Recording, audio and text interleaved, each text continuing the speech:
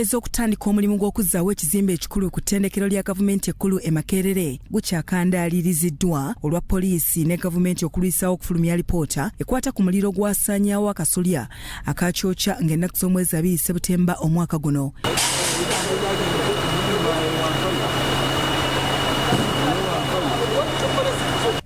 Amyuka Chancellor w'e Makerere Professor Barnabas Nawangwe agamba nti alipoota ekyawagamidde mu mikono gy'abakulu esibye emirimu n'obugabirizi bwe baali basuubira okutandika omulimu mu budde. Ekitubadde nga kitulwisa nti lipoota ekyaleeta omuliro ogwasaanyaawo ekizimbe kyaffe tenaafuluma. Naye nze mbadde mbuuzako kuba bebakwatako ne bagamba nti lipoota yo baagimala wabula erina okugenda okusooka mu kabineeti etegeere balyoke bagifulumye. Ettendekero lino leero litongozza nayikondo ekozesa amaanyi g'enjuba ng'okwawukanako n'eza bulijjo eno teyeetaaga kusunda.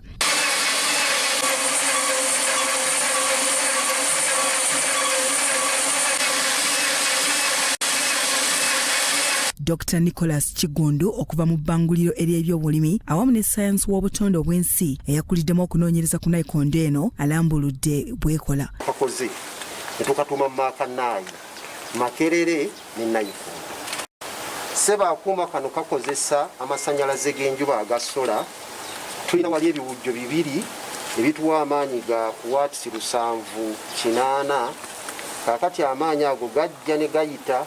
Professor Barnabas Nawangwe akiikidde gavumenti ensingo olw'okugaana okuwagira obuyiiya bwabwe mu bikozesebwa mu kutangira n'okujjanjaba COVID-19 omuli n'ebyuma ebiyambako mu kussa biyite ventilators ze baagaana okukozesa ne batumya ez'ebbeeyi okuva ebunaayira. Sinaba kutegeera lwaki tekyagenda mu maaso, lwaki abavuyinza abaali nga balina okuwaalukuse tebaakikola. Kakati obulwadde buno bweyongedde nnyo kubanga kiri twali nga tulaba nti abantu nga tetulowooza nti ne ventilator tuzeetaaga, naye kakati abantu bangi balwadde mu nsi yonna, tulina abalwadde naye mu ddwaliro teriyo ventilators.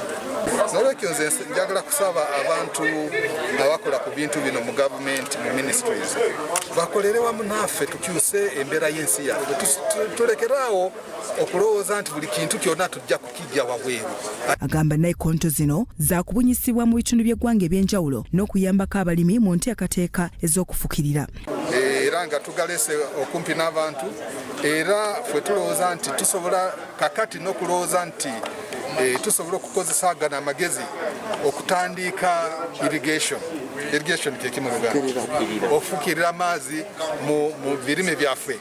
Tuleme okulowooza nti buli kintu tujja kulinda enkuba etonye tulyoke tukole ebintu, ate nga omuwendo gw'abantu baffe gweyongera nnyo buli lunaku. Tulina okulaba nti tulina emmere ejja kubamala. Bannayuganda ebitundu 67 ku buli 100 bakima amazzi ku nzizi ne nayikondo wakati mu kutambula wakati wa mayiro 2 ne 3 okuzituukako, era ng'ekizibu kino kisinga kunyigiriza baana n'abakyala. Bya Muhammad Wamala, Salt TV, Omunnyo.